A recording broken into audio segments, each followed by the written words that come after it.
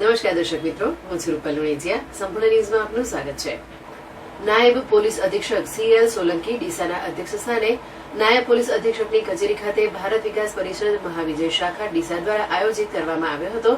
ડીસા શહેરમાં હાઈવે અને શહેરમાં વિવિધ સ્થળોએ ટ્રાફિકનું નિયમન કરનાર ટ્રાફિક પોલીસ અને TRB જવાનો ચોમાસામાં ચાલુ વરસાદમાં પોતાની ફરજ સારી રીતે બજાવી શકે તે હેતુથી રેઇનકોટનું વિતરણ ભારત વિકાસ પરિષદ મહાવિજય શાખા ડીસા દ્વારા કરવામાં આવ્યું હતું. ટ્રાફિક પોલીસ અને જવાનોને અધ્યક્ષ અને શાખાના વિવિધ પદાધિકારીઓના હસ્તે રેઇનકોટનું વિતરણ કરવામાં આવ્યું હતું.